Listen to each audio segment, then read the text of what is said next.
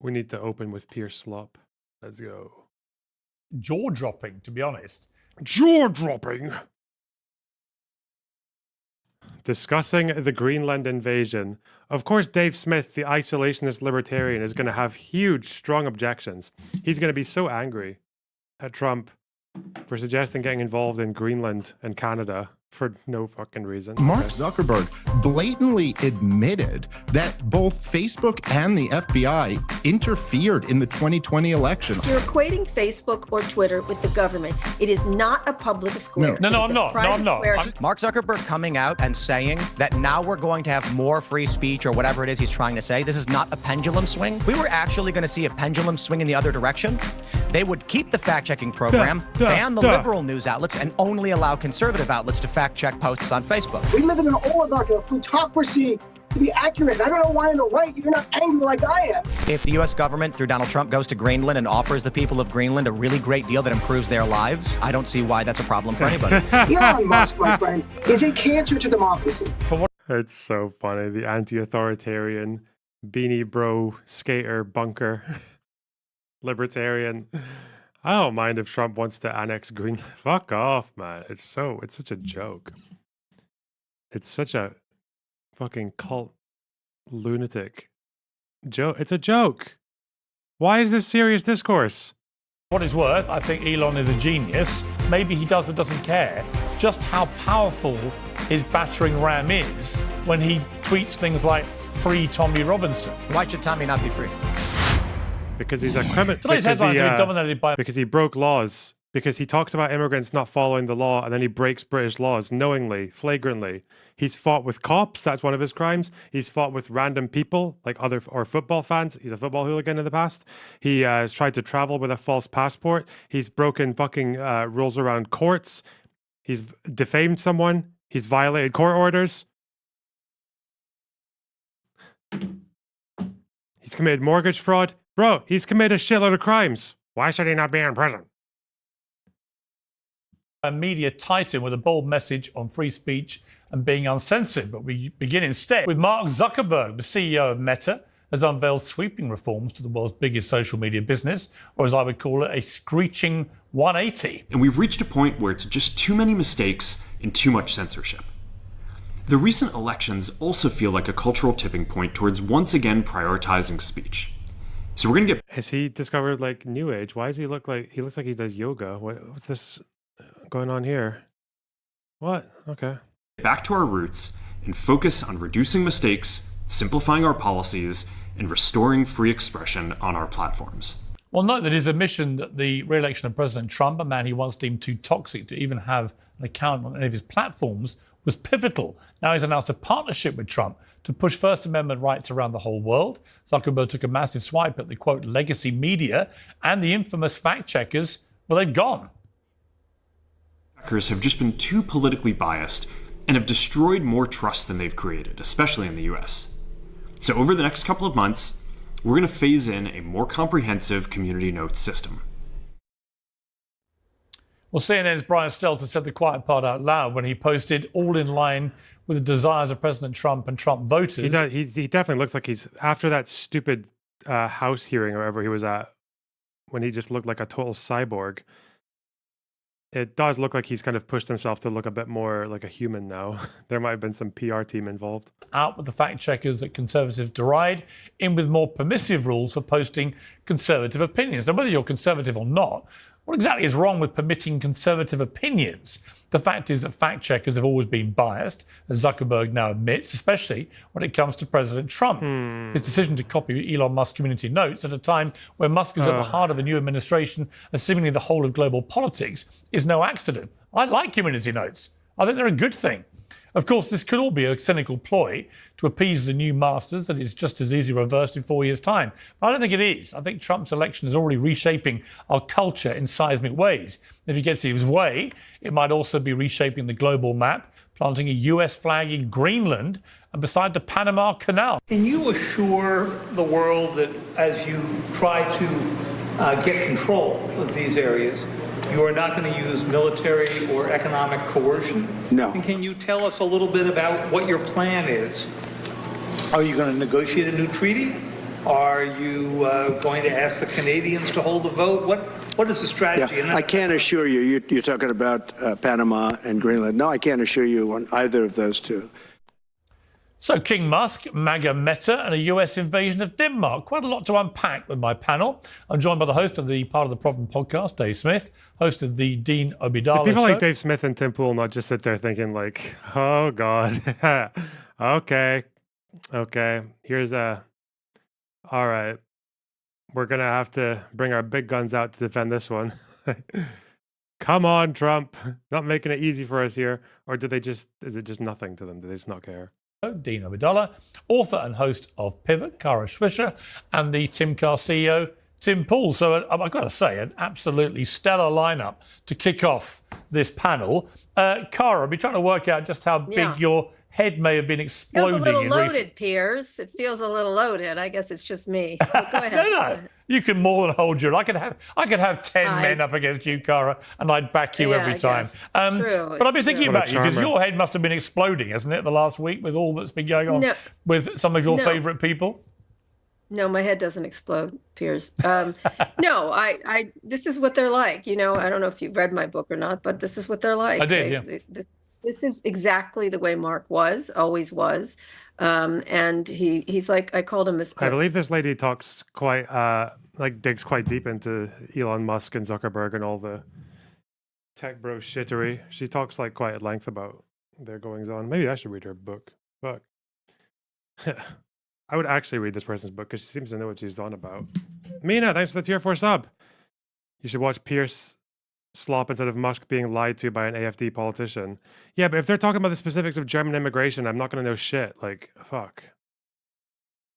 He's kind of a sad weather vane. He just sort of tips and goes along depending on what's in his self-interest. And this is what he is like. He's always found it irritating that he has to have responsibility for anything or consequences anywhere in the world, and doesn't consider himself a publisher. And so he'll do whatever it takes at whatever time it takes. Talk about Ukraine. I find him disloyal to almost everyone, including back when he threw Trump off the platform. I just don't trust him with anything. And in 4 years' time, he'll switch again if it's in his best interest, financial interest, really. I mean, he wouldn't be the first media titan to go where the power and money wind blows. But on the detail of his statement yesterday, which was a pretty extraordinary reversal. Well, it was also full of.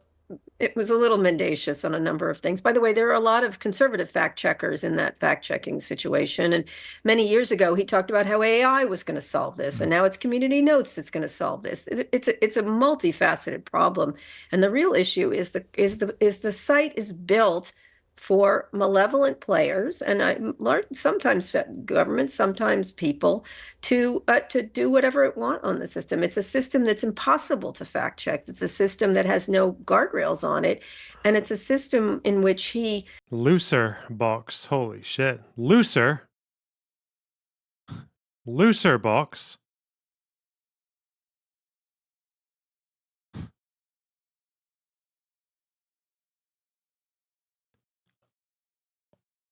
Oops.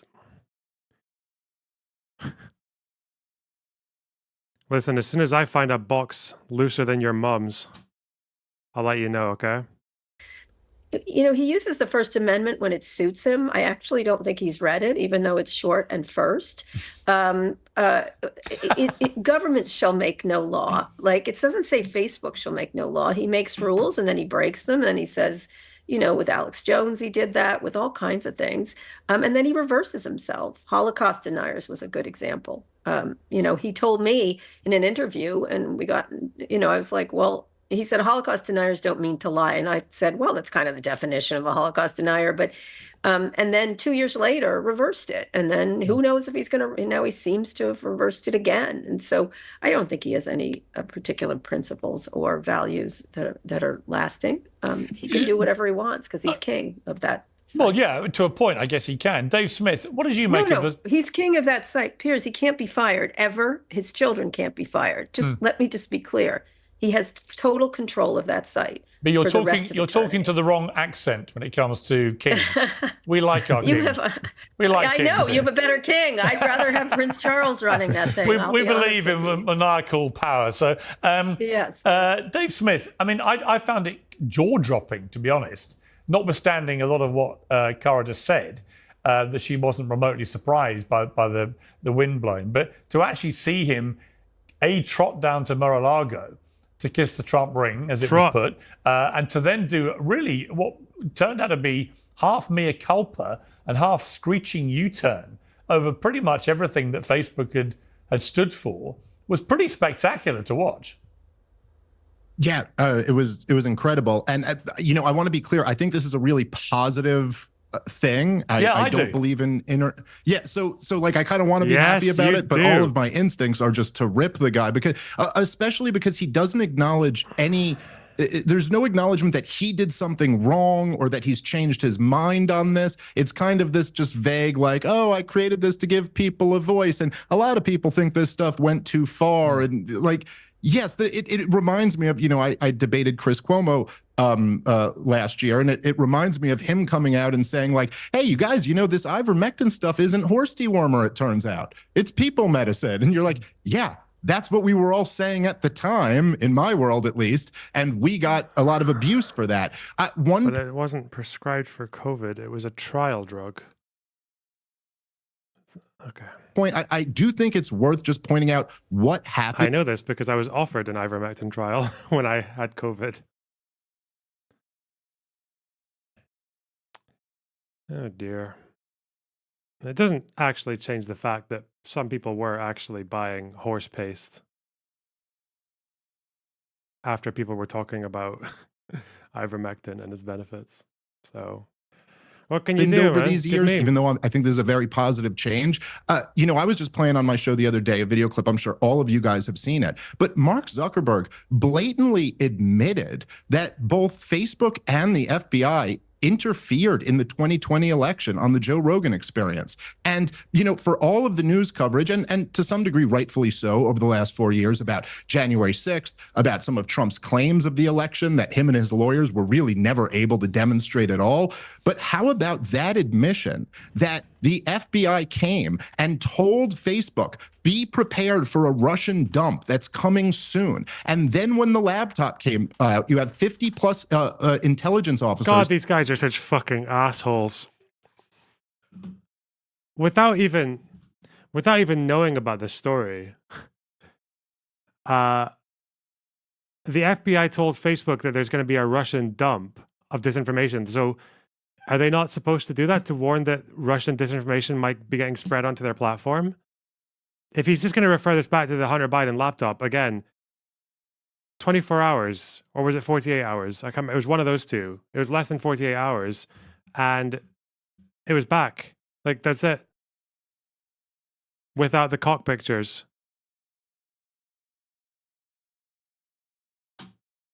Compared to him banning that guy for sharing the files to do with, what was his face? JD Vance. Does that mean that they interfered in Elon Musk interfered in the 2024 election? Jesus. Signing on to this letter saying that this is the Russian disinformation, and he admitted to censoring people for that. This is like blatant election interference by the FBI and one of the biggest tech companies out there. I mean, I would think if you're going to reverse that, it would also come along with like an apology and some admission of what you were a part of. He says he created the site to give people a voice. You robbed your fellow Americans of their voice in a very important, crucial point in American history. Yeah, I mean, look, I was a New York Post columnist at the time that all went down with their exclusive on Hunter Biden's laptop, which turned out to be a completely genuine story, and certainly wasn't Russian disinformation. And the way that all played out was quite extraordinary. And the straw manning is so fucking stupid as well. People were not worried about the entire laptop being fake. People were concerned because it had switched hands so many times before it went public that people were not quite sure exactly how much information on that was authentic and how much of it wasn't. Which I think is still true. I think even the contents of the laptop, like not all of it was verified by the rest of the press. Terrifying to see that the New York Post. Well, although guys, come on, look, tech companies make mistakes the way publishing companies make. But that wasn't a mistake, Cara, was it? I mean, it wasn't a. Well, no, they actually. Hang on. Hang on. My point. They actually banned the New York Post X account completely. Completely. Yes, they did. If they didn't take down their true story. I mean, that is the most blatant attack on free speech I've ever seen. But it's not free speech. It's not a government institution. Companies do that. Disney didn't put out a movie in China because the Chinese. It doesn't make it right, though, does it? Of course not. But it's you're equating Facebook. You're equating Facebook or Twitter with the government. It is not a public square. No, I'm not. I'm not.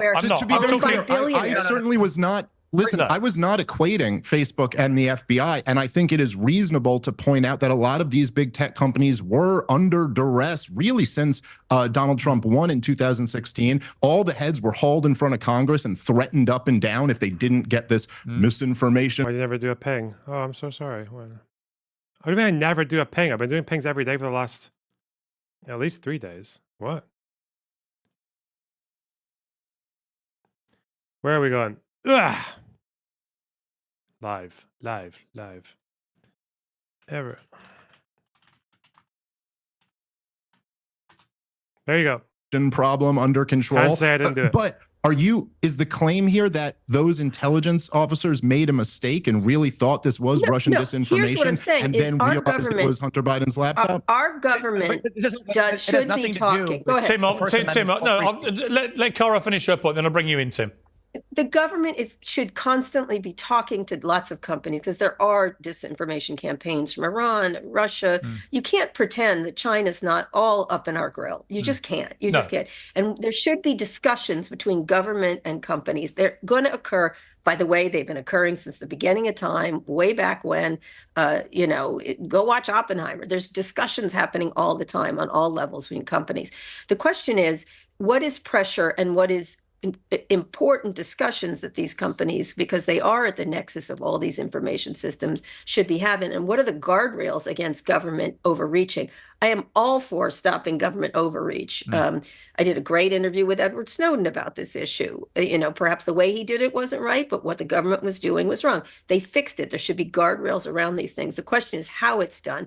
But what happens is there's a fever dream on the left and a fever dream on the right of what's occurring, and it's a little less nefarious. I think that Facebook, unfortunately, occupies a far too important role in news distribution as a kind of a monopoly. And that's the problem we have going forward. It's a private company that's determining what everybody sees. And they're going to not just make mistakes. We're at the behest of Mark Zuckerberg's obviously incompetent ability to decide what's right and wrong. Or should he, by the way? Let me bring Tim in. You've been waiting patiently. Tim, your response.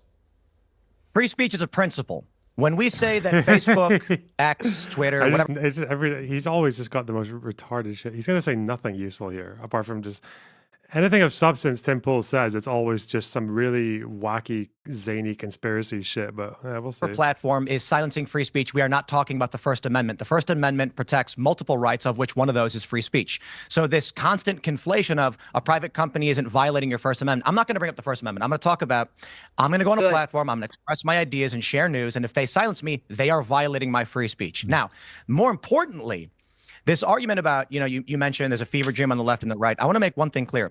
Mark Zuckerberg coming out and saying that now we're going to have more free speech or whatever it is he's trying to say, this is not a pendulum swing. This is not the weather vane. Certainly, I do believe the man is just bending the knee to whatever power structure he sees. But if we were actually going to see a pendulum swing in the other direction, they would keep the fact-checking program, ban the liberal news outlets, and only allow conservative outlets to fact-check posts on Facebook. When you look at all sides, when you look at ground news... What? Oh, God. Wow.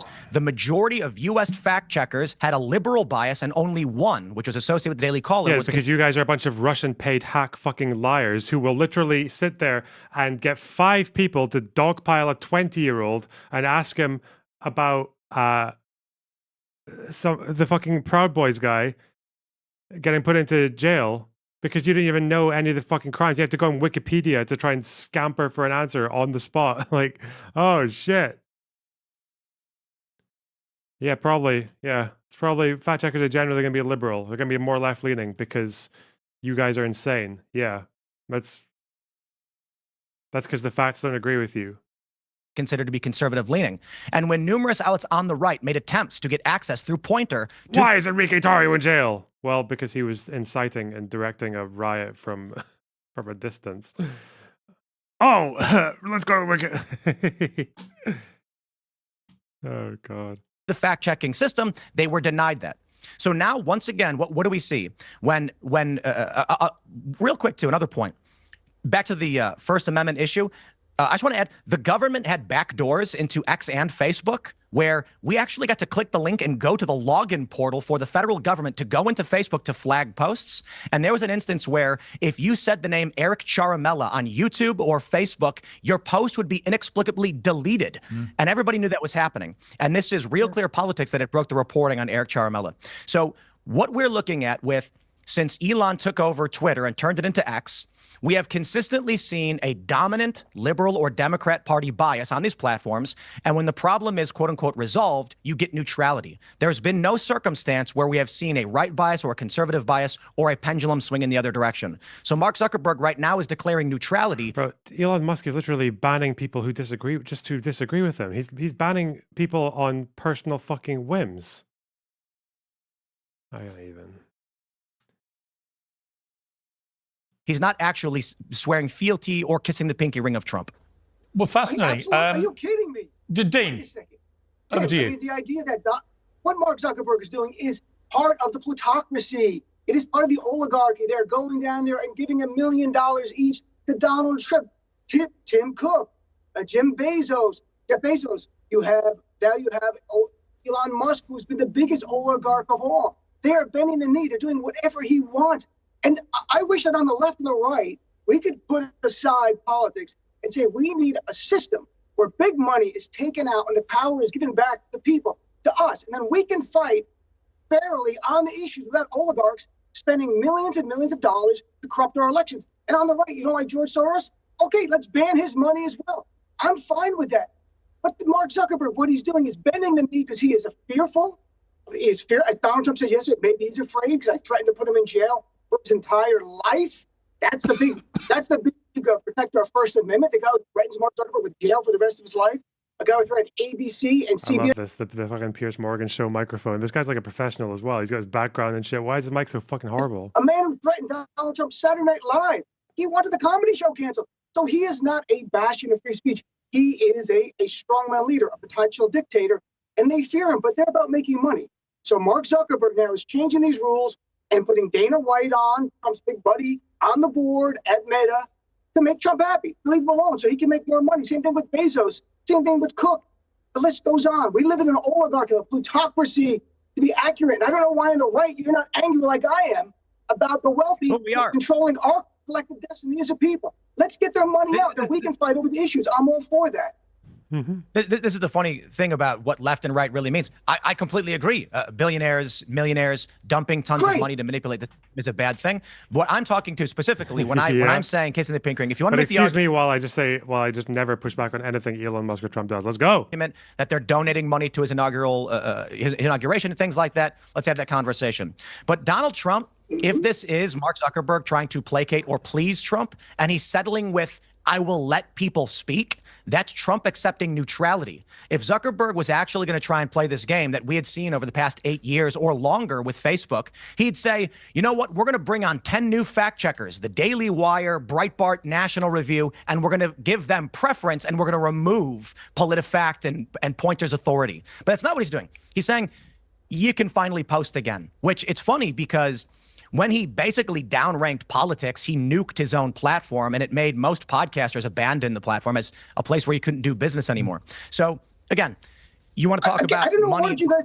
I agree. You live in. All my friends have posted about Palestinian issues, about Gaza, the suffering in Gaza and the West Bank. Where my family lives in the West Bank under occupation, our stuff is banned. We get thrown off the platform of Meta, of Facebook, of Instagram. Let's not play games here. These are oligarchs who have a financial motivation for what they're doing. Tim, you know that. Dave knows that. Karen, we all know this. We're on board. What are we going to do about it? We live in a new Gilded Age with a robber baron. Are we going to rise up with a backlash and have reform? Or are we going to let them control our collective destiny and be their serfs? That's our question. Well, I think Dean touched on something that's very important. And Piers, you know, I've said this like so many times on your show that oftentimes people think of the divide as left and right, but the reality is usually that the divide is between the regime and the dissidents. Yes. And so the point that you're making, Dean, about if you're critical of the current policy. I'm a dissident because that's the cool one, right? Because I'm Tyler Durden and everyone else is the Matrix. What? Everyone else is agent. Yes. God, these millennial fucking everything is just all that. I don't know. It's all just fucking this 90s wrestling attitude era anti-authority facade bullshit. Like, it's just, these guys have just never grown out of it. Policy, which is to support Israel in their war in Gaza, then yes, then you're on the other side of the regime on that issue. Mm-hmm. And same if you're against supporting the war in Ukraine. But look, so it became, look, the thing that fucking Tim Pool, excuse me, what regime gave Tim Pool like millions of dollars just recently? What regime? Yeah, that's me. I'm against the regime. Yeah. Timolev Pulyanov. Fuck me. That was the worst year of censorship was 2020. Okay. And in 2020, I mean, this is when I had a private group for supporting listeners of my podcast on Facebook that got completely nuked because you literally, I remember the video that got nuked were two doctors. This was in April of 2020 who were talking about how the ventilators were killing people. And this wasn't like an accusation of a conspiracy. Nobody was saying that like doctors meant to be killing people. And of course, the doctors realized they were right and ended up changing course. But the point is that it had nothing to do with left or right. It was like, we're doing lockdowns. This is the policy of the regime. And if you're out there opposing this policy, you're going to be silenced. And just to the one point that was made earlier about misinformation from Iran or China or any of these things, I'm a libertarian. I don't like governments much anywhere. And all of them are guilty of misinformation and lying. But the point is that we were talking about our government, who were the ones involved in the misinformation, claiming that Hunter Biden's laptop was Russian disinformation. That was the lie. Yeah. And so you've got the Fox. Ironically, that was the disinformation. Oh my God. It's just so dishonest. It's so fucking dishonest. The disinformation was whether or not everything on the entire laptop was authentic, which I don't think is ever actually, whatever. You're being willfully naive. This is a worldwide information war going on with these companies. And Tim knows this. Tim knows this. Like they are infected everywhere. Many years ago, you know, I wrote a column about 7 years ago about TikTok and the possible national security issues surrounding it. I got pilloried for it, anti-China, this and that. And I said, well, it makes sense that they would come here because they have this massive landscape in the United States that is so porous and so easy to manipulate and so easy to enrage whatever side you're on, that it's almost laughable how much we're all the victim of in many ways of the ability of our incredible innovation, right? And the problem is the people making the decisions. Like, you can debate all you want whether he should have taken Trump off of Twitter during the things. Everyone has a different opinion. But the fact of the matter is, my issue was 2 people made that decision in our country to do that. Mark Zuckerberg and Jack Dorsey. 2 people got to decide something that is which is a much bigger debate that has to happen within our country. It is about the concentration of power at the top. And right now, Elon Musk is paying $2,000 a night to be 300 feet away, or probably more, from Donald Trump. We can't do that. We can't have the same thing. They're all handing over money, and Donald Trump likes money, apparently, from what I've read. And they're able to access and get what they want, which is no ability to have privacy laws to protect consumers, no ability to have new antitrust laws, for example, that are critical to creating innovation so both conservatives and liberals can create new media companies. They can quash us because there's no Oh, there's so many laws that aren't passed. And let me just say, there's one industry in this country, in a capitalist society, that has everyone else has to have some regulation, some of it good, some of it bad, but every other one has to have it, except for the tech industry. There's exactly 0 laws on the books about them. And the law that exists protects them from immunity. Can you imagine? I'd like that. I'm sure Piers would like it. Rupert Murdoch would love it. But you opened this by saying I was being naive, and then just totally sidestepped my point. I think you're naive. Other things, some of which I don't think you're naive that foreign governments see this and think candy fucking stores. Sorry, I don't know if I can say that. They say candy store and look at our country that way. Again, that still has. How is that naive? I didn't argue, but I'm still missing the naivete. I didn't argue with that. The naivete is that we are in an information war with these countries, and if we don't understand that we have to have he's being naive. I think he's being naive because he talks about how there's just the dissidence against the regime, but he doesn't realize that foreign regimes literally influence discourse on social media because of a lack of regulation. And if you parrot their propaganda, which you do, Dave Smith, Timolyev Pulyanov, then yeah, are you dissident or are you regime? If you're parroting the fucking Russian regime, bro. What is really support for Ukraine is the regime position? What is it? The Russian regime position because they influence information on Facebook and Twitter? The U.S. Companies are at the center of it. We have to have some way for our government and these companies to talk to protect U.S. interests, at least in the yes. But you're dodging my point. You're dodging my point, which is that the American people I'm sorry, are I got also lost in ivermectin, but go ahead. Go ahead. Sure. I'm teasing you. Okay. All right, fine. Well, my point is that we're also, American people are also in an information war with our own government. And that has actually been the most dangerous enemy in this information war over the last 25 years. I love it how these guys are going to get to use this language. We're against the government. We're at war with the government. They're going to continue saying this as they support the president, Trump, as Trump is the government. As the government is made up of Republicans, MAGA Republicans, they're still going to use this language even after Trump is in office for the next 4 years. The most dangerous are powerful private interests that are interested in their own self-interest. The government is not it's like when the Hollywood people are fighting with each other with the Hollywood companies. You know who their enemy actually is? Apple and Amazon and Netflix, and they're fighting with Disney. What's happening is these companies occupying every single part of our world and quashing innovation that's necessary so that many more voices can be heard. But to take it back, what was that sneeze? What do you mean? It's a normal fucking sneeze. I'm a big guy, so I sneeze louder, I guess, like more aggressively. Because I'm more masculine than you. I don't know, higher testosterone levels. What? Chill. Okay. You can't really teach it, you're born with it. Cuck. I don't disagree with that. Okay, let Dean jump in there. Dean? One quick thing here, Piers. And to me, banning speech is not good. To answer the speech you don't like is more speech, right? You counter it. Unless it's really inciting violence. I'm a lawyer, so at that point where it really is call for violence, that's criminal. But what we need in America is to invest in critical thinking skills so Americans on their own don't believe something just because they like it.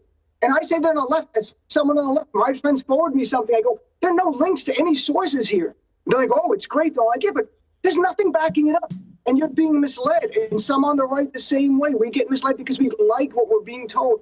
If you have critical thinking skills to go, I like this, but let me go Google it. Let me go search it on any other platform. Let me fact check it on my own with some reliable sources. Then this misinformation doesn't get gravitas. It doesn't resonate. We go like, we know it's BS. Dean, that's my. And Carol, you look, Carol, today maybe no, but I think honestly, if people are taught the skills to question, then it buffers it. It makes it. I have confidence in people. These tools are addictive. These tools are addictive. They're necessary. and they're ubiquitous. And they flood the zone with so much information that it's impossible for the human brain to take it in a lot of ways. And so it's so super. I don't believe it's impossible for the human brain to take things in. I think if you teach people, if people want to learn, if they want to question, if they're like, nope, I love it, I get this, whatever it is, Truth Social or a liberal posting, and that's it, that's life, you can't reach them. My question, look, I don't want to agree with MAGA. I don't think we should all agree in America. I think we should debate in good faith and passionately and argue with each other. That's the beautiful thing. But we shouldn't be misled. And there are bad actors at the top who are misleading good Americans. Okay, let me bring in. And one of my biggest anger with Trump is on that. Let me segue just slightly with Tim, just to Elon Musk specifically, because over here in the UK, he's been basically taking on the country in spectacular fashion, calling for our Prime Minister to be in prison, calling for the King to dissolve Parliament, which he can't actually do, backing this thug who's in prison called Tommy Robinson as some kind of Nelson Mandela figure, and so on. Now, look, I, for what it's worth, I think Elon is a genius, albeit like all geniuses, he's flawed. And one of his flaws is he's got this tremendously powerful tool now, which is his 200 million followers on his own platform. And whilst I like the fact he's let everyone come back on to X, I think that's definitely balanced things up. Not if you challenge him, though. Not if he doesn't like you. Sorry. What? And I think he is genuine about his desire to want free speech to return. I am concerned that he doesn't quite understand, or maybe he does but doesn't care, just how powerful his battering ram is when he tweets things like "Free Tommy Robinson," who is, to most people in my country, an extremely insidious individual who should absolutely not be freed right now. Why should Tommy not be free? Well, because he's not the... Because he commits crimes, you fucking beanie brain loser. He flagrantly commits crimes. And the last crime he committed was he agreed with the court not to carry on spreading defamatory information. And then he did it. He posted a fucking documentary about it in the streets. Nelson Mandela freedom fighter that most people in America seem to think he is. He's a convicted football hooligan who beat up a policeman and got convicted of that. He was convicted of passport fraud, trying to get into America, convicted of mortgage fraud, convicted of 2 contempts of court where he nearly wrecked trials involving the rape gang suspects when they were on trial, nearly literally avoiding justice for the girls in those cases. He's now in prison, nothing to do with the rape gang scandal, but entirely to do with his defamatory conduct towards a 15-year-old Syrian refugee boy, who he first of all defamed, trying to make him the villain of a video where he'd been bullied. This ended up with the Syrian refugee boy suing him, winning £100,000 in damages and nearly £1 million in costs. And there's no Wikipedia. Oh no, Tim, he can't pull up Wikipedia for this one. Oh no.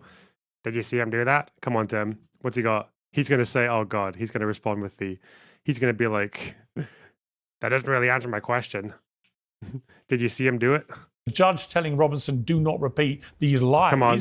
And then he repeats all the lies in a movie that he produces as a so-called journalist, and he goes to prison for contempt of court, which he knows he's committing. So on every level, you can agree with his message about the rape gang scandal, where he's been right, like a lot of people, but you can also think he's about the most despicable messenger imaginable. So Other we don't believe Mrs. you. Lincoln, how was the play? Right. We don't believe you because for decades... You don't believe me? What I said was wrong.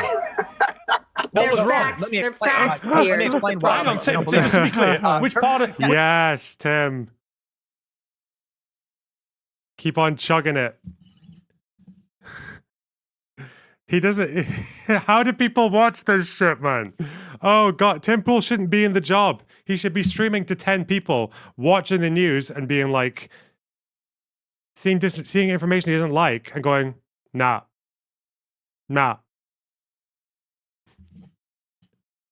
I'm a skater. Which part of my rant? Which part of my rant is untrue? So let me explain, not that I said you were wrong, but why we don't believe you. Because how long has it been going on? Okay, these grooming gangs were being covered up. As the Telegraph reported, it was covered up to present the image of successful multiculturalism, where fathers were being threatened with arrest. Then you come to me and you say all these things about Tommy Robinson, and I tell you this. Maybe it has nothing to do with why he was arrested, you fucking idiot. Did you listen to a single thing Piers said? You're right. I have no idea. I'm not from the UK. I'm seeing this story that's been bubbling up for some time now about how your country allowed little girls to have their bodies to be. I can't even describe the things that came out in those transcripts. It's despicable, yeah. No, despicable is an understatement. What do you mean your country, bro? Tim, what happened to Jeffrey Epstein? Who is a really good friend of Jeffrey Epstein? Your president has been found civilly liable for sexual assault, Tim Pool. What do you mean, our country? It's torturous atrocities. I agree with you. Or government. So when I see Elon say something like, this country is, the government of this, covering this up, the police covering this up. He's right. I'm sorry. And right. So when I see Tommy Robinson in the United States, and again, I'm not telling you you're wrong. I'm saying we don't believe that the attacks against Tommy are all entirely based on he's a bad guy who did bad things. You may be right. I don't know. I'm not from your country. What I see is your country covered this up. The things that were done to these little girls, I'm going to say it. They put a pump in the anus of a 12-year-old girl to expand it so multiple men could rape her, and your country covered that up and then told me Tommy was the bad. Bring in the fake outrage. Come on, get the fucking child sexual assault victims and wave them in front of the fact that you just completely had no fucking idea why Tommy Robinson was in jail. You don't even know anything. Can you imagine trying to ask Tim Pool about the fucking timeline here? Our government, the current Labour government, was Keir Starmer? Was he in power when this was happening? I thought Keir Starmer was calling for implementing recommendations to rectify these issues years ago under the Conservatives who did nothing. We've had inquiries about this through the entire Conservative government and they did nothing. They didn't implement shit. Guy. And so I'm just like, look, man, I don't know. But when I heard that, I said the U.S. should be sanctioning the U.K. or doing whatever they can to remove all of those from power. I think they deserve prison for covering this up. Should we sanction who? Which government officials does he think were involved in this, Tim? Does he know? Does he have any fucking idea? I just think it was those counselors and cops. I don't think any government official has been implicated in covering up abuse, not for Muslims anyway. We can go after Margaret Thatcher in absentia because she's dead for not heeding warnings about Jimmy Savile. We could go after the monarchy, same thing. We could go after the United Kingdom and quite a lot of officials and celebrities for Jimmy Savile, and I guess the UK should sanction the United States for Jeffrey Epstein. Yeah, but I think if you don't mind me saying, you're conflating two things, and that's my point. I totally agree with everything you've just said, but I also believe that there is a completely weird misunderstanding of who Tommy Robinson is and what he represents in America, because he's managed to position himself very cleverly as this kind of freedom fighter who's only in prison because he blew the whistle and all this stuff. So they've silenced him. He didn't blow the whistle. He didn't blow the whistle. He jumped on the fucking bandwagon and exploited it once things had already been uncovered. Why do people give him credit with this? It was victims and some good people in those councils and a few good cops who brought this to light. Not fucking, and also different people in the local community. They're the ones who brought this to light. Tommy Robinson grabbed the fucking newspaper headline after charges were brought to these people and then just said, and just pretended he was the one exposing them. Putting him in prison. None of that is true. Except you did silence everyone else, and I shouldn't say you, sorry, I apologize for that, but your government was actively covering this up. So it creates a plausible... Which government? Which government? The old Labour government? Name one official, Tim. Name one government official from either Labour or the Conservatives, from either New Labour or the Conservatives, who was covering this up. Scenario when Tommy Robinson is locked up over and over again, and people are like, here's a guy calling out the grooming gangs the government is actively covering up, and now they're imprisoning him. By all means, I don't know about his trials or what happens in your country. All I would ask him, look, you're a smart guy. All I would ask is, I just think it would be reasonable for me over here in the UK to say to all my American friends, Just go and look at his criminal record, see what he was actually convicted of and why, Is it fake? and draw your own conclusions. And then I would say, hang on, Nazis very fine but hang people, on, then I would say, go and look at the judge's verdict in the defamation case, where you'll see a very well. It's actually worth 20 minutes of your time. What you'll understand. This is what Elon Musk wants you all to do. I'm sorry. All right, Cara. Tim, like, don't let the facts get in the way of a good story, is an expression they use in journalism. The fact that they pulled 34 charges. The fact that you would have to sell your entire fucking beanie bunker and give up all your Russian money in order to get any information about which government official from this current government was the one who was involved in this cover-up. You have no fucking idea. You don't know what you're talking about, Tim. There is no evidence. There is no evidence that they resisted prosecutions out of political correctness. The person who was the actual chief prosecutor has supported. No, you're well, whatever, Tim. Well, actually, to be fair, you can't read, Tim. You're retarded. There were cops and there were counselors who claimed to have resisted this because of a fear of political correctness and a fear of being called racist. Again, that was only one of like 5 different reasons that they didn't take this seriously. For example, they didn't take it seriously because they blamed the victims, because there was a culture of blaming victims amongst the police for all sexual abuse, black, white, Muslim, whatever, basically across most of the world until like the 2010s. So that was an issue. There's an issue of under-resourcing. There was an issue of obviously neglect because they were working class. But again, oh God, imagine having someone who read the fucking story. Because at least this person, she's American, right? So I imagine she probably just read a couple of newspaper articles and maybe an executive summary of one of these reports. But that's all you need.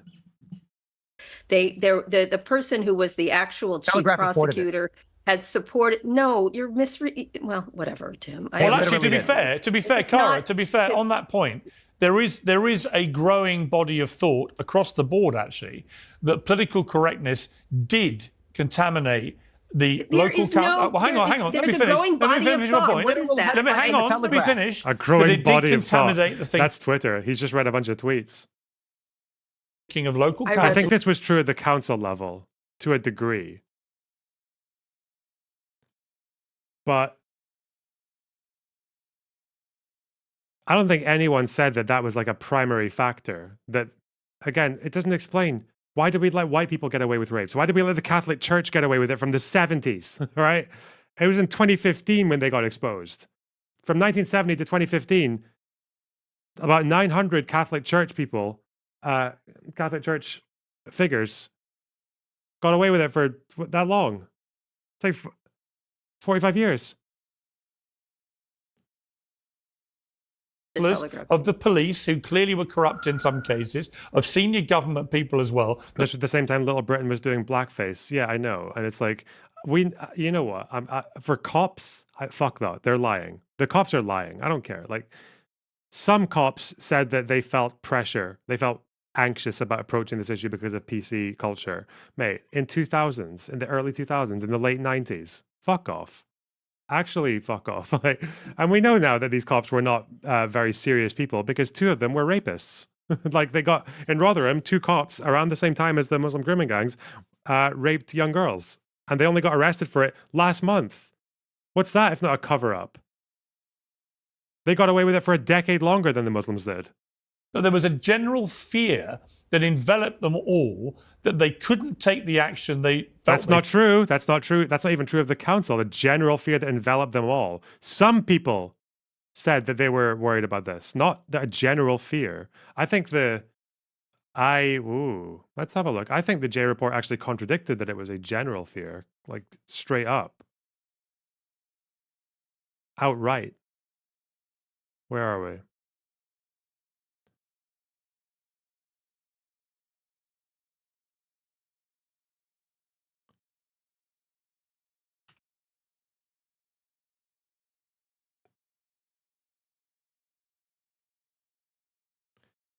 They mentioned for counselors. What was the counselor? You know what? I should probably go through this again to find out exactly what the counselor's role was here.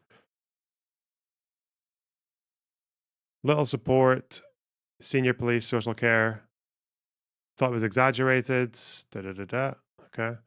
Here they say that several staff at the council had nervousness about identifying ethnic origins of perpetrators. Some had clear directions from their managers, but not across all of them. The same with the cops. With the cops, it's not even... With the cops, it seems to be some people said that they were afraid of it, in other words, were not. That's it.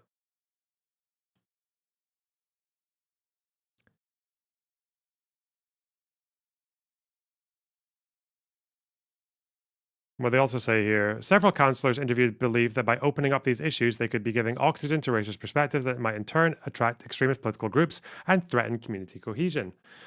To some extent, this concern was valid, with the apparent targeting of the town by groups such as the EDL. Yeah, they did. Like, they murdered someone. Someone in Rotherham was murdered because of this, because an innocent Muslim man was murdered.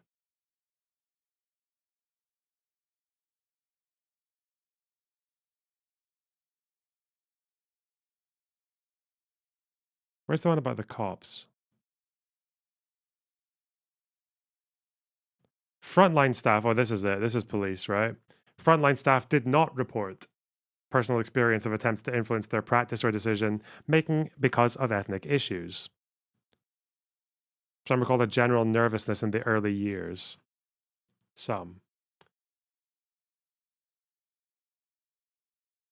They should take, because the repercussions would be they would be branded a bunch of racists. In the Times investigation by Andrew Norfolk, which I think was a terrific investigation, they counted 14 grooming gang prosecutions. In 2022, there were 35 grooming-related convictions in Starmer's last 3 years. This is Elon doing his Elon thing, which is exactly what he does. He takes a small bit of possible problem and mistakes and puts it out, and then Tim gets a hold of it and decides and conflates 3 or 4 different things together so that, you know, possibly you could, and there was a lake, and, you know, it's the same thing that the Loch Ness Monster. At least it's give me the credit same for my own agency. I don't get my news from Elon Musk. I get that, but it's just... No, you get your prompts from Elon Musk and then you rearrange it into your conspiracy brain fucking bullshit to make it sound like the most exciting story. That there's a current government cover-up and then they're sheltering the grooming gangs because they don't want to be called racist. And all this happened apparently, like, what, yesterday? Like, fuck me. He's so triggered. Fucking retard. He's so stupid, man. I hate him so much. He's actually like scum of the earth material. Fuck me. An attempt by him. I bet what my guess, I always look for whatever the grift, the business grift happens to be. They probably don't much like the Online Safety Act there at Twitter. They probably, that you have in Britain, which has controversies. Believe me, we have the same issue at COSA here in the United States. Lots of things you can debate back and forth over. Just to be clear as well, children in America are more likely to be abused than children in the UK. Right. Sorry. It should be done because it's a very difficult issue around kids' online safety.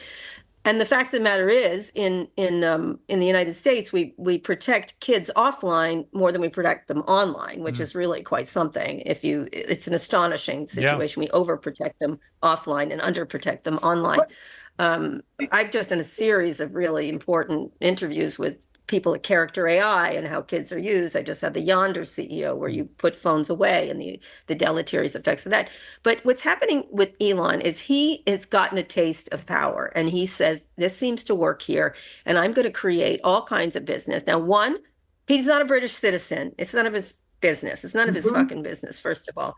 He wants political power and the ability to turn into, which I said right when he bought Twitter, a modern day Rupert Murdoch is what he's going for. He wants media power and control for his own self-interest and his own financial interests and his own ability to influence things. If you think, it makes me laugh when you think about the idea of, first of all, they all act like victims. Elon's always on some victim thing that someone's out to get. And when the world's richest people whine and moan about how they're victims, how they're misunderstood, how they don't have the thing, when they have got the power and the influence and the money over everything in their own business self-interest, something has gone desperately wrong with what we are. We have an idolatry of innovators innovators that it has become undeserved for these people. It's all about their men. It's just all about their money. Every single thing leads to some financial. Okay, Dean, you respond, then I'll come to Dave after you. You're right. Quick thing, Piers. First of all, today you called Elon Musk a genius. Yeah. Yesterday I watched his show. You called him a genius numerous times. He's not a genius. Piers, you are a genius. He is a genius. I say that. He's not a genius. Look, it's my first now he's listening. That's how you shut him up. You give him a little compliment like that, now he's going to not interrupt you. Nice one. I'm just kissing up to you. I do think you're a genius in certain ways. You've had success on different platforms. Elon Musk, my friend, is a cancer to democracy. That's what he is. His goal, and I challenge everyone watching, Google Elon Musk and criticism of China.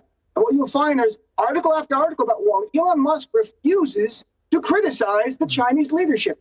Even Steve Bannon, the philosopher king of MAGA, just said Elon Musk's paymaster is China. Vivek Ramaswamy said in 2023 that Elon Musk is a circus monkey. That's his word, a circus monkey for China. You know, you just have Elon Musk block a budget deal, according to Democrats in Congress, because they had a provision banning investments in China. And Elon Musk wants to build a battery factory and AI storage plant there. Elon Musk's biggest factory outside of the U.S. is in Shanghai. 50% of his cars come from China. This man's all about the money. That's why, Piers, he goes after Keir Starmer and Nigel Farage.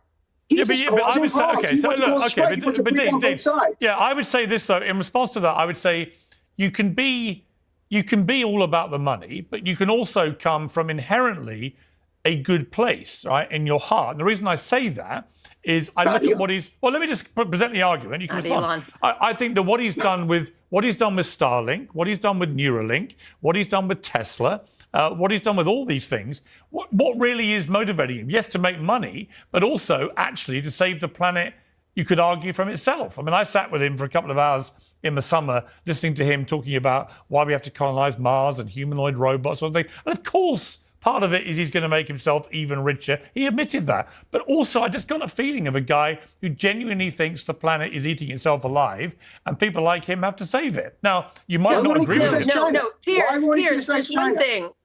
Let me tell you, I think that's true. He does have those interests. And I've probably done more interviews with him than anyone else, long form. Not anymore. We don't speak. Ooh, flex. But one of the things that it has occurred to me over the many years is he doesn't want to just save humanity. He thinks he is the savior of humanity. Yeah. In one interview that we did when Tesla was on the ropes and was actually getting money from the federal government, he said, if Tesla doesn't survive, humanity is doomed. And I thought that was an unusual and disturbing thing to say. Well, he said if Trump didn't win, I think humanity was doomed. Yes, he's very dramatic. He's a bit of a drama queen in many ways. Yeah. I think he thinks, and one time we did an interview, he thought we all live in a simulation, which I thought was interesting. Which, by the way, we might. How do you know we don't? Well, it feels like it every day. It feels like Cara, it. you and I have no idea if we're even really here. Some teenager of the future is fucking with all of us. I get it. I get the whole idea. And they're just playing a video game now. Now Amazon funds Melania's movie. Now you could just see them just doing things like this. All right. I want to bring in Dave because he's been very patient. But let me say, I think he thinks he's ready. He's a big video game proponent. He's very good at video games, by the way. That is one thing I think he's quite good at. He thinks he's Ready Player One, and the rest of us are NPCs. Is that right? And non-player, whatever characters. We are all NPCs in the world of Elon Musk in his brain in some fashion. It's so ironic because he just behaves like the most ultimate NPC dipshit with all the talking points that he puts out. So that's actually said, in fact, let me get the exact wording of this because he posted to me yesterday, Piers' brain hasn't received its software update yet. Well, my heart is seething with hate, so that's better. That's better, I guess. Dave Smith, Elon Musk, a force for good or bad or a bit of both?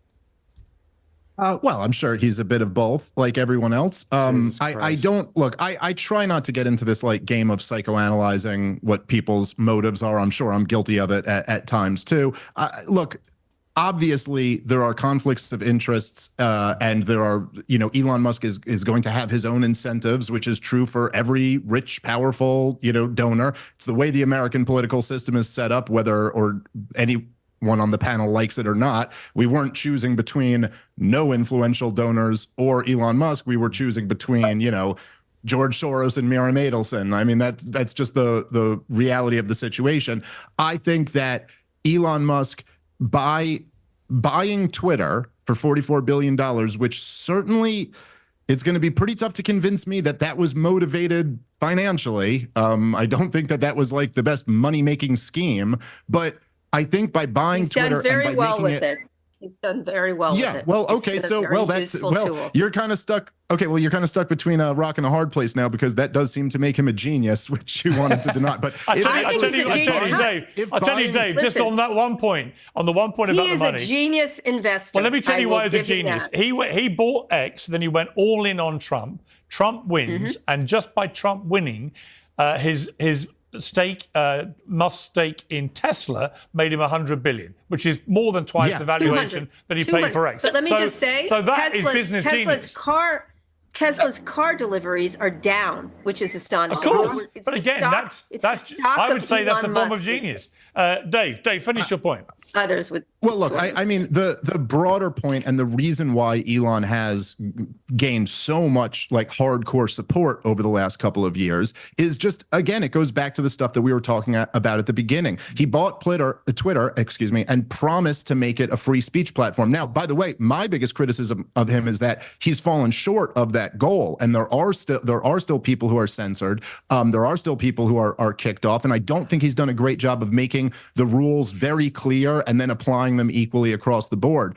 But there's just no question that for so many of us, this was the big fear over the last 8 years, was that we could be silenced. We wouldn't be allowed to speak up and tell the truth as we see it anymore. And he protected a lot of us, or at least gave us the feeling that we're much more protected than we were back then. Yeah. And so that is going to get like people like me and Tim, who are people who were, let's just say, we were saying a lot of the things that put you at risk of being censored. Yeah, over the last few I would years. say, and that's not a small thing. Yeah, look, I want to get into Greenland in a moment, and whether it should be invaded. I can't believe I'm saying that. But before we do that, Tim, it seemed to me, anti-war libertarians, let's go. They banned Trump from social media, but they still allowed the Ayatollah of Iran and Putin and the head of the Taliban to have accounts. Right there was the absurd double standard of what they were doing. But Elon does that too. Elon does that too. No, I'm not saying he doesn't do that to a degree. He forces you to watch him. Listen, I'm not saying by any means he's without blemish. Stop pretending he doesn't use it. But nor should we. No, but they wanted to get away with that one. They wanted to get away with him in that little part there. Nor should we pretend that the liberals, when they were in charge of the train set, weren't doing ridiculous things. I'm saying the le roi c'est moi. He does whatever he feels like, and by the way, he should. He owns it. Yeah. But let's not pretend he doesn't. When he's in India, he does a different thing than when he's in Venezuela. I agree. And the silence. Yes, but there's a difference in scale and kind between that. Because it's him. Well, hold on. Well, let me finish the sentence. Instead of just cutting me off, that's obviously not what I'm saying. And I'm not friends with Elon Musk. I've never met the guy. I'm not like saying they're so insecure as well. I think both Tim and Dave probably understand that she knows more about this than they do, and they're kind of insecure about it. There is a difference between the fact that, yes, you're right, it's not a perfect free speech zone. I just made that same criticism of him. But there's a difference between that and what was done through the COVID years, where people were straight up, people were censored for telling the truth. They were censored for telling the truth about enormous changes in society. It's true. I'm afraid. Why do you have to be so vague? Are you talking about Great Replacement, or what are you talking about enormous changes in society? Okay. I'm afraid the censorship that was going on was completely outrageous. But it's a private platform. This is this is not a government entity. It is. It is a private platform. Very involved. But that doesn't mean you're immune to criticism. Tim, we've only got a few minutes left. I do want to get into whether America should be invading Greenland. The chief counsel of Twitter was having regular meetings with the federal government, being advised on what to remove, and both X, at the time That's Twitter, not what and happened, Facebook Tim. operated Sorry. back doors, which we got to click, and we got to actually load up the login screens for how to do this, and we all got the emails from the Eric Berenson lawsuit showing that they were regularly saying, we're flagging this for removal, and everybody knows when the federal government comes to you and says, we're making the suggestion, wink, wink, we know it's not.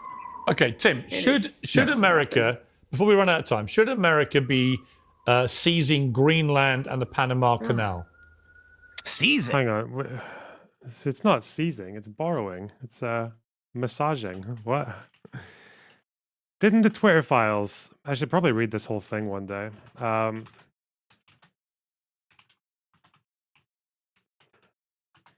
Where was this thread?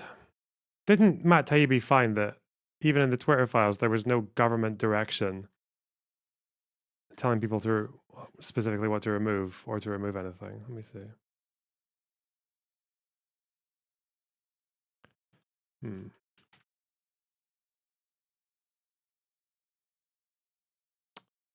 Yeah. Is this what it's referring to? Although several resources recalled hearing about a general warning from federal law enforcement that summer about possible foreign hacks, there's no evidence that I've seen of any government involvement in the laptop story. In fact, that might have been the problem. The decision was made at the highest levels of the company, but without the knowledge of CEO Jack Dorsey, with former head of legal, policy, and trust, Vijaya Gade, playing a key role. They just freelanced it. Hacking was the excuse, but within a few hours, pretty much everyone realized that it wasn't going to hold, but no one had the guts to reverse it. Interesting. Yeah, I should go through all of this one day. The Iranian military said that they're going to defend Greenland. Yeah, I saw that. God, everyone's kicking off today. How do I... Man, this is it's so weird. This isn't real. This isn't real life. This is just everyone's memeing. I don't know. Everyone's in on a fucking practical joke, and I'm not in on it. Just as we have always stood ready to support other nations, Iran is prepared to assist Canada, Mexico, Panama, and Greenland against the United States' aggression and terrorism. Mate, you guys, like, all your mates are dead. What the fuck? You couldn't help Hamas. You couldn't help Hezbollah. You're barely helping the Houthis. You're fucked. What are you going to do at Greenland? You're going to send some ballistic missiles that are just going to fall in the sea. I don't understand why there's this presumably fake outrage over Donald Trump trying to trade negotiate control of certain regions. I think war is bad. I think territorial gains should be handled through beneficial trade between all parties. If the U.S. government, through Donald Trump, goes to Greenland and offers the people of Greenland a really great deal that improves their lives, I don't see why that's a problem for anybody. The Panama Canal, I mean, we built it. There's a question about what it's being used for. It's falling into disrepair. I don't like the idea of military force. That's insane. But if Trump goes there and says, look, we're going to offer you X amount of dollars in investment, we're going to grow the region, it's going to be good for you, good for me, that sounds awesome. Yeah, Dean, I mean, is there any... I mean, I think the problem was Trump didn't... I love how they just soften it. Like, yeah, he's just going to go there, he's going to make a sweet deal, and they're all going to like it. Like, is this really how you expect this to play out? What the fuck? All-out military... Are people in Greenland going to vote for our fucking independence referendums so they can go and join America? Course, which was, I think, an overreach, to put it mildly. Wait, let's hang on. What did he actually say? I feel like Tim just did some Trump PR there. I think he did some defense lawyering. I think he massaged that statement a little bit. Trump, Greenland. We watched this yesterday.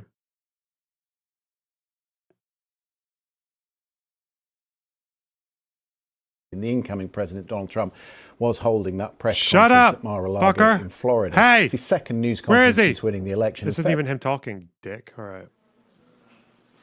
All right. Thank you very much. It's an honor to be with you.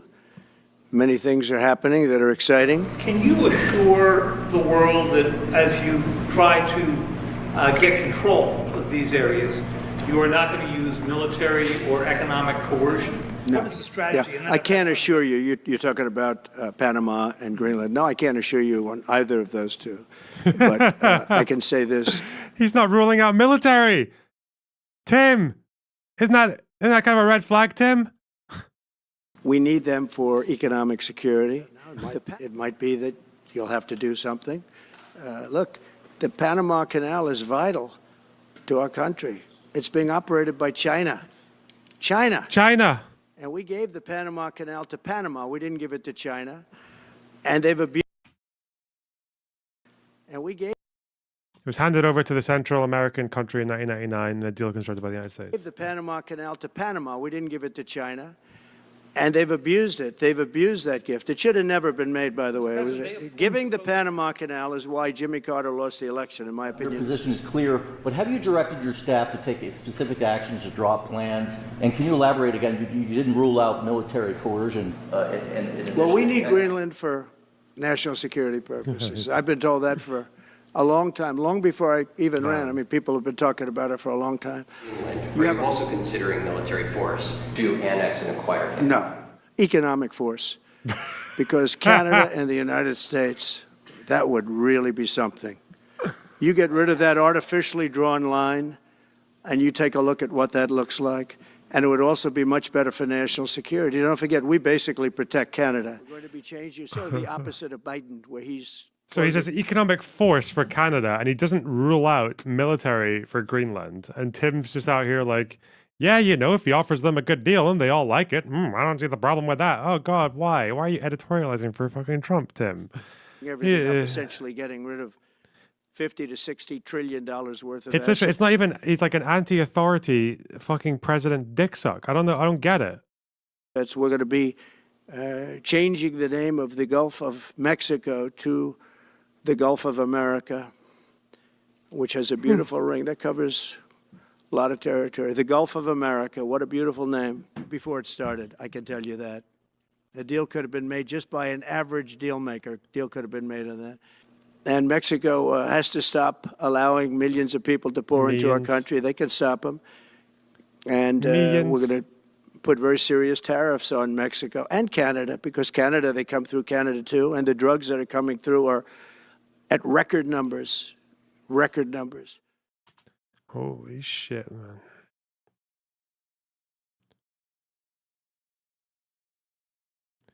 Yeah, I don't get it. He's really scary, and people don't seem to notice it. I don't know what to. Okay. But in terms of, I didn't know much about Greenland and the Panama Canal's history. When you actually look into it, you know, I saw John Fetterman talking about it. He seems to be a voice of common sense amid all the partisan shrieking these days. But actually, when you look at it, there's a perfectly sound argument why America might want to take territorially Greenland if they were up for it, and the Panama Canal. Take your First of all, word, with Greenland, Why? What? Can you elaborate, Piers? What have you been reading? If Trump was looking Hang on, Carl, I will come to you. If Trump was looking for an island to take, I would recommend Aruba. I go there every year. It's really warm. It's nice. I won't have to go through customs. I hate to make it selfish. So that would be, start with Aruba, and we'll go from there. Look, with Greenland, the idea, let's remind Americans, we bought Alaska from Russia in the 1800s, right? If we made a deal with the people of Greenland, because they have the right to choose their way, and they wanted to join America and become a state, and we can work a deal with Denmark, I have an idea, Piers, that can actually work. You make Greenland a state, Puerto Rico, and D.C. a state, all three at the same time. That's a deal. You'll get Democrats on board. We expand the Senate, 2 Democratic senators from each state, probably. Democrats will control the Senate going forward. I love this idea. Wrap it up. Piers, I think I solved it all. Yeah. Yeah, we're libertarian. We're anti-authority. We don't fuck around. We watched Fight Club like 23 times when we were 8 years old in the 90s, and we can't get over it. We still haven't figured out yet that Tyler Durden is like not really supposed to be an aspirational character. He's kind of like a critique. And we're never going to get there. And we all think we're Neo in the Matrix. And also, you know, wouldn't it be really cool if the biggest, largest, most powerful, biggest, baddest country in the world could just like take more territory? And can we just kind of conveniently ignore the fact that the president didn't really rule out using force and unilateral action to get it? Can we just talk about that? I think that was really cool, you know? We're basically like Stone Cold Steve Austin fighting Vince McMahon in the Attitude Era arc. You know, that's us, anti-authority. Also, wouldn't it be really cool if the United States president just like yanked Greenland? Fuck these people, man. Interestingly, Greenland was for Kamala Harris 83 to 13% or something like that, some number. But Cara, did you even? Cara, did you? Cara, be honest. Did you know, Cara, that Denmark owned Greenland? Because I didn't. I did not know that. I actually, but here. Why did, bro?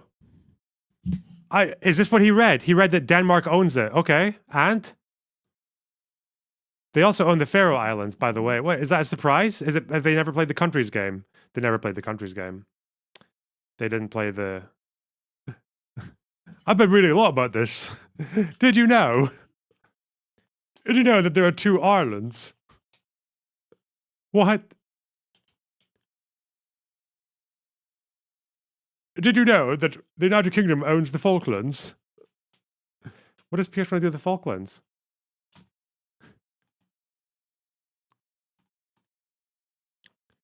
Here's the thing. They're looking for rare earth minerals there. That is, and military installations. That's what's happening. Again, I always go to business. I'm like, what's the actual business? And there are rare earth minerals there that are necessary.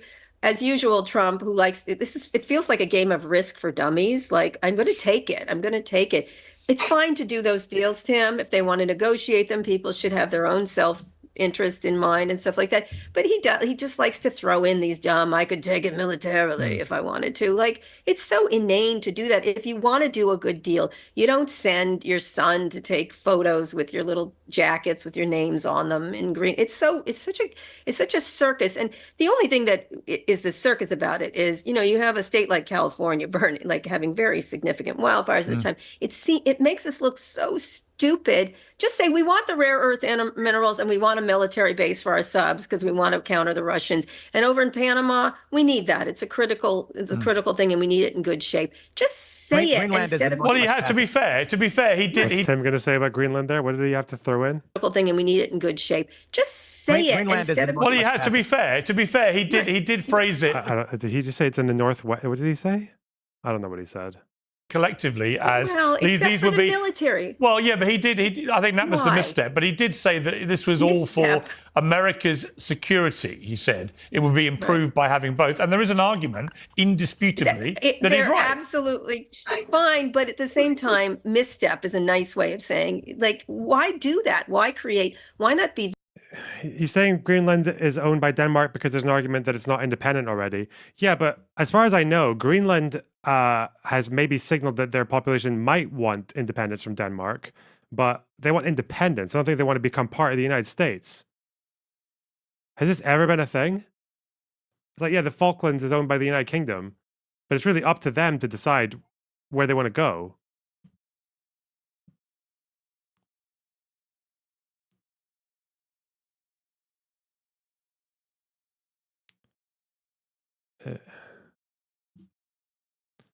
Could they function independently? I mean, they have oil. How many people in Greenland want to join the USA? Apparently, it's 2/3 of them support independence at some time.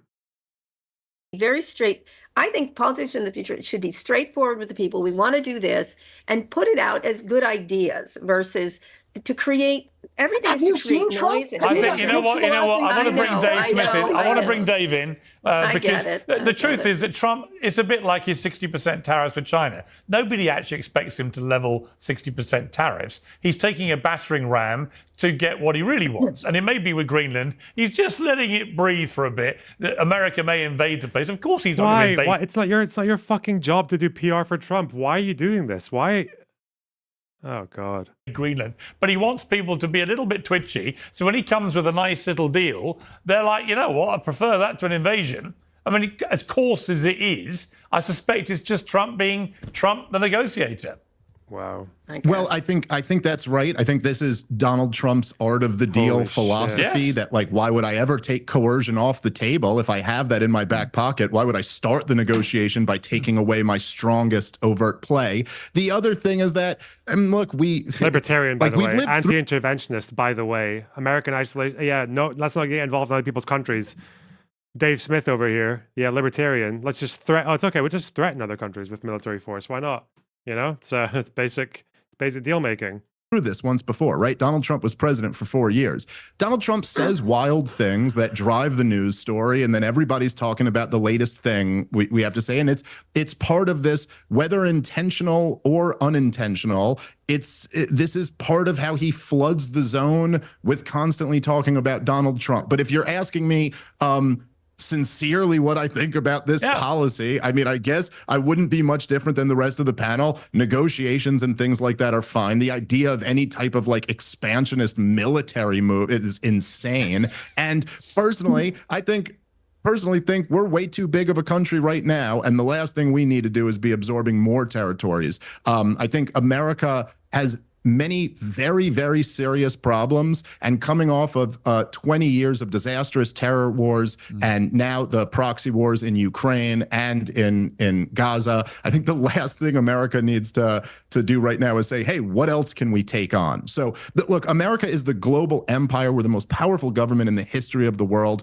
We don't need to seize the Panama Canal in order to make sure that we can do business there. There's lots of other ways that you we know can, what though, when I read that outcome. Jimmy Carter gave it away for $1, I think it was, in 1977, I didn't know all that stuff. And actually, when I saw Trump's argument about the Panama Canal, I was like, you know what? He's got a point, Well, which he Reagan, often you does. remember Reagan did that. But Reagan Piers, did.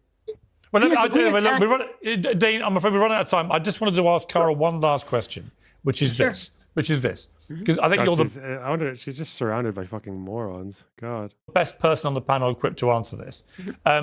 Many people believe it is a matter of when, not if, Elon Musk and Trump have a spectacular falling out.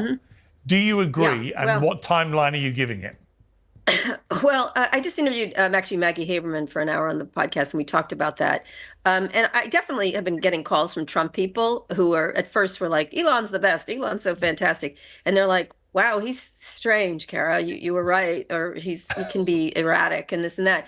And they go, what do we do? What suggestions do you have? And I just say, good luck. And I hang up because I'm like, he's yours. He bought you. He broke you. That's how I feel about it.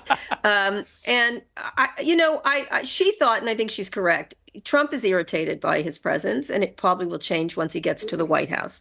It's a very different thing. The question whether he gets a West Wing office, whether he gets one of those blue cards that allows you instant access, that's a good question. See what happens there. I think that she feels like Trump is a one-ring circus, and there's only one ringmaster. And he is irritated behind the scenes, and if you bother him in front of the scenes about it, he'll say he loves him. Because why not love the world's richest man who gave you all this money to help you get elected and was critical to that and can be used as a cudgel against other congressmen and everything else. I suspect there will be a breakup, and it will be spectacular, and we will have to endure it, unfortunately. Personally, I would like to get better characters in a new season of something, but probably in the end, it is a one-ring circus. I think Maggie's right, and her reporting is correct that there is irritation, and in the end, Trump will prevail in that regard. Although Elon will still be the richest. He will.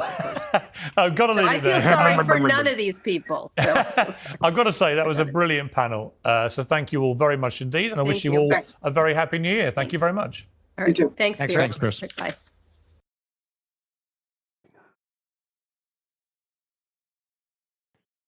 Holy shit.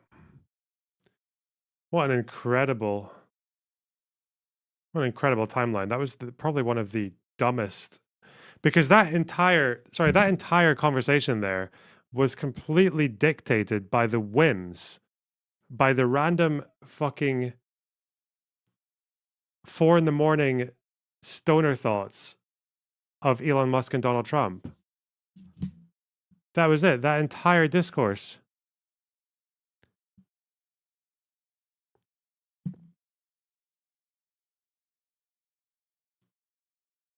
It was just set by two morons.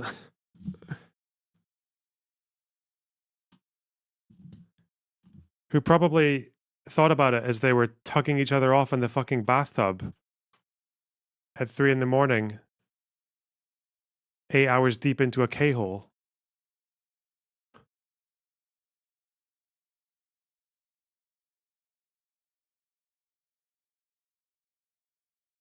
Shit.